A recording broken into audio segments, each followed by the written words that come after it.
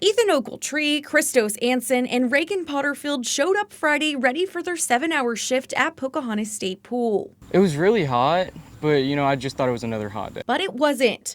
A heat advisory was in effect with the temperatures feeling over 100 degrees. The teens say they weren't told to operate under any special protocols and say they didn't get extended breaks to account for the dangerous heat. Ethan says he had to jump into the pool and rescue a fellow lifeguard who collapsed. And she had fallen off the stand and fell unconscious. And I had to get in the pool and drag her out, and she was unresponsive, unconscious. The Department of Conservation and Recreation that operates the facility confirms that the lifeguard was taken to the hospital.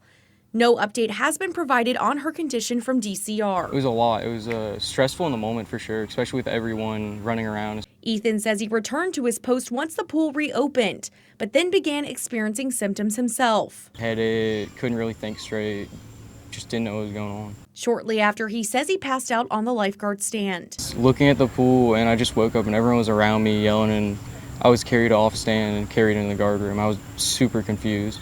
He says he was eventually moved to an air-conditioned break room to cool down and wait for EMS. He says they diagnosed him with a heat-related illness and advised him to stay out of the sun. His friend Christo also experienced similar symptoms during an earlier rotation. My arms were very weak, my knees were giving out, my head, my eyes were shutting a little bit, and by the time Jackie had gotten to me, I was just like, I just need to make it inside. He was able to cool down without needing EMS. It was making me definitely feel a little nervous. I didn't, know if it was going to happen to me, and I just wanted everyone to be safe. Reagan Porterfield says she continued to work while she saw several coworkers falling ill. 4 hours into her shift, she says she knew something wasn't right herself. Felt myself getting just more weak, so I knew I just had to go. She collapsed walking to her car and said she had a panic attack after witnessing the day's events. I just couldn't breathe. I couldn't really open my eyes. I was crying.